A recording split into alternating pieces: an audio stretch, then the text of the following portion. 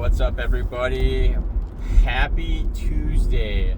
I'm so thankful to be done with work because, it's been just a struggle. I'm on the struggle bus. Oh, man. I'm not going to complain too much, though.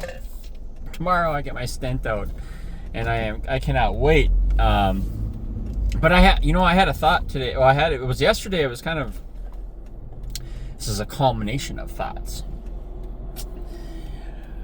Yesterday, I was thinking about a recovery truth, right? And being that a lot of people start their recovery journey with sobriety and abstinence, well, where do we go what do we do after we get sober, right? Like, how do we start working a recovery program, and how do we start to take the steps on getting familiar with what to do and how to live it? And one of the biggest things that I can tell you is that, I'm fighting off a yawn. I hate when that happens. So I might yawn. Just forewarning. I got to go to the post office and drop off some packages that I have. I had 6 sales last night on Facebook. It was really weird. I haven't had any sales at on my market, my shop, my vintage market. And all of a sudden, boom. So I'll take you along with me. But, what are the first steps, or what are the first couple things that we can do that are going to help us after we get sober? Because abstinence, sobriety, and recovery are very different things. Abstinence and sobriety are the same things, but recovery and abstinence and recovery and sobriety are two totally different things. Sobriety is the beginning. That's what we do. That's the very first. That you cannot do recovery without learning how to stay sober. So whether that's alcohol, drugs, heroin, meth, cocaine, crack, fentanyl, prescription pills, Adderall, Vyvanse, you name it, you can recover from it.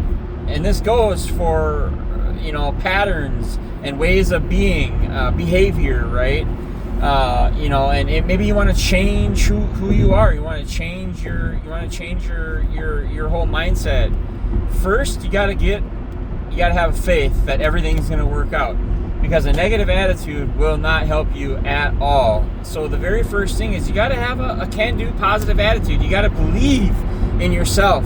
And when you start to believe in yourself, things are going to automatically change. It's going to be it's going to be inevitable, right? Things are going to just begin to change, evolve, and expand, and, move out. So another thing that you can do is find like-minded people. Wealthy people will tell you this too. People in business, right? I'm not very wealthy, but I get it. Like, surround yourself with people who are making big deals and making moves and running companies, like if you're a business person. So think about that in recovery, right? You want your recovery to grow, you want it to be great, you want to be doing all the right things. Get around people that are doing those things too. Get around people that you see that are making the right moves, and that you can get sound advice from. And sound advice from people who really care. Not people who are just saying things to say things, or saying things so they look good, or trying to make themselves look better. We don't need those people in our lives. They are out there, and you're going to run into a lot of people who just talk to talk and don't walk the walk, right? Very good analogy. I love that. Get around people who are walking the walk and talking the talk. Go hang out with people who are going to meetings, who are preaching and talking and speaking the 12 steps. Any kind of recovery formula or principles or program is going to be good. You don't necessarily have to listen just to people in the program, in AA or NA. There are a lot of other programs and a lot of people of faith, right? And that will be able to help you. And all you got to do is get around these people. You got to spend time with these people. You got to listen. And you got to give your feedback and insights too, because you know what? No matter how much you think it might not be worth it in the time, or it might be unimportant or whatever, I guarantee you, my friends, that your opinion and your voice matters. It truly does. It means something. And if not to somebody else, just speaking your truth, it's good for you, right? Just hearing your truth is good for you. And another thing that I thought of is you got to start to change where you go, what you think, who you are, who you're with, what you do, those sorts of things. If you're always relapsing and you're always going back to the way you used to be, and you're doing these things like almost impulsively, right? You're just it's muscle memory for you. Once you start to change the way you see things, like a lot of people think that they can still drink. They're alcoholics, right? And they think that they can drink. They think, I can just have one more drink on the weekend. But really, once you start to tell yourself that you can't have any more alcohol, it's really overwhelming at first, because an alcoholic especially, or a drug addict especially, who wants to think, I'll never be able to drink again? But you got to tell yourself that you can't. You got to tell yourself the truth. And the truth is that you don't need alcohol or drugs in your lives to survive, or to foster, to prosper, and to be who you want to be. That stuff doesn't need to be a part of your life. I've become who I am today without drugs or alcohol. And we all have our slips, trips. We always go back and thinking and start to think, man, maybe I should. But you know what? I've made it this far, so I like to hold the line. And I like to surround myself with people who are supportive. A support system is huge. You want to surround yourself with people who are like-minded and that know your goals, know your intentions, and know your curiosities, and know your faults and your good attributes and your bad attributes and your ups and your downs. You want to be around people that are respectful of the fact that you're trying to make your life better and you're willing to do whatever it takes to get there. If you are willing to do whatever it takes to get there, people will notice that, and you're going to start to grow. Your support system, your support group is going to grow. And not only is it going to grow, but you're going to see that there are people out there that truly only want the best for you. And those are the people that you need to surround yourself with. Those are the people you need to invest your time in. Everybody's human. Everybody makes mistakes. Don't hold people to really high standards, because people will let you down. Even family, friends, people that you really, really care about. Everybody makes mistakes. Nobody's perfect. We all have our own quirks, ups, downs, slips, trips. We're all people. We're all human, right?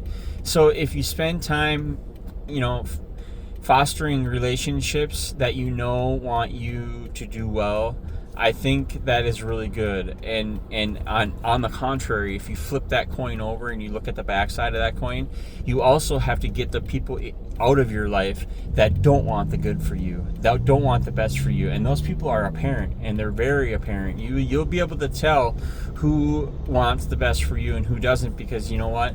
A lot of people tend to be very eventually they'll show you their true colors, right?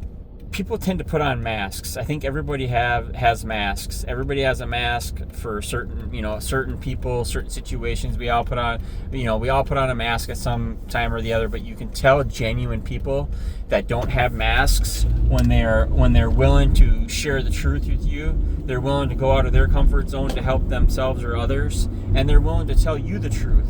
You want to be surrounded by people who are truthful. You don't want people telling you anything other than the truth, right? Even if it hurts, and even if it isn't going to make things in your life the way you want it, because the truth always wins.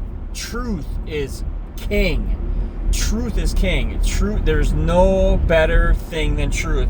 And a lot of times, truth is going to get us into some pretty sticky situations, because you know what, we're going to be weighing the truth and a lie, and we're going to have to come to terms with the fact that we have to always do the next right thing, and always doing the next right thing, right, includes telling the truth 100% of the time. Of course, every once in a while there's a white lie, there's a little this, honey, do I look good in this dress? Of course you look good in that dress. You look great in anything. Hey, I get it, you guys. Life is life. Live life on life's terms, but you're gonna know the right from wrong. And telling a lie to make somebody feel better, like that is just an example. I mean, don't lie to your wife. Don't lie to anybody. But I'm telling you, there's gonna be times in your lives where you're gonna wanna not tell the truth all the time about certain things. I'm being facetious. But it's just do what you can to tell the truth, and truth always wins out. And that way you're never really faced with the fact that you have to try to keep track of your lies, or who'd you say what to. And then because you know what, it always comes back around. Just like the truth truth always comes back around, right? A lie will definitely always come back around, and one day you're going to forget you told somebody a lie, and you're going to be stuck in a situation where you're going to be trying to explain that. And I used to be a very, very good liar. I used to be a very good manipulator. I used to be very deceitful. I used to deceive people for money, for this, for that, to get, sympathy, to have people feel sorry for me and that sort of thing. Where I get a lot more pride out of the fact that I look back in my life now, and I know that I can just walk through life comfortably now, knowing that I don't have to lie.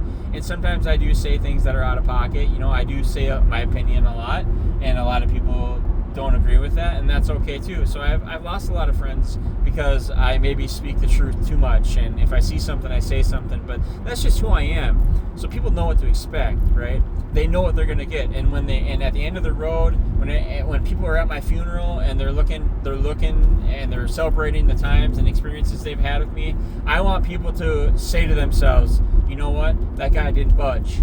He never budged. He stood up for what he believed in, and what he believed in was good and right and just. And for example, riding motorcycles sober. A lot of people out there do not ride their motorcycles sober. Me, I've always ridden my motorcycle sober. It's been something that I just will not and never have budged on. Now, obviously, I'm 100% sober now, so it's not like it's any kind of like struggle for me to be like, oh man, I can't do drugs or alcohol today because I gotta ride. I just ride because I'm always sober. But I see and experience things in the community that really, really jolted me. And I led a procession, a couple funeral processions. I've led a couple funerals, and I've been a part of a couple funerals of people that have died while riding intoxicated. To me, it's not worth it. So I've never budged on it, and I will walk that line. I will hold and toe that line for as long as I live. Hopefully that riding sober is the only way to go. So, hey, you guys, I'm at the post office. I want to tell you guys that I get passionate about recovery because it saved my life. So why not try not to save other people and help other people? And I think that's a big part of the mission that we have too, as sober people and people in recovery, to try to spread the message and just try to spread the good with the bad. And try to tell people not to give up, because there's so many reasons and so many things in our lives that just appear to be reasons to give up. But if we really examine and we really dissect things and we get down to the nitty-gritty, there is nothing worth giving up our lives for, right? Another drink or another drug. Those things are going to have negative ramifications and effects on our lives. It's going to be a ripple effect. And there was something that happened the other day. Somebody did something last year. I can't remember what it was, but let me share this with you really quick, okay? There was a really bad accident from 2 students in a local school. 2 or 3 students died in a car accident quite a while ago. I think a couple years ago. They hit a tree in like a 30-mile-an-hour zone, and they were going really, really fast, and a couple of them died. Well, I met somebody the other day, a family, and their daughter doesn't drive today. She's an adult now. She's no longer in high school. She doesn't drive today because she's so scared of getting into an accident, because while she was in high school, these 3 kids, I think it was 3 kids or 2 kids, got killed in a car accident. And so the ripple effects that our decisions have are immense, and they're really you can't quantify it, right? It's incalculable. It's huge. It just spreads. And I feel terrible for that girl because she doesn't feel safe on the road because of what happened. And that's recovery too, right? Your decisions out there are going to affect other people, and also on the contrary, they're going to positively affect you if you do the right thing. So do the next right thing. I just am so passionate about this. I love it. I wish I had a bigger following and we could share with more people. So if you know people out there that want to hear these messages, share it. Love you guys. God bless. Lefty out. See ya.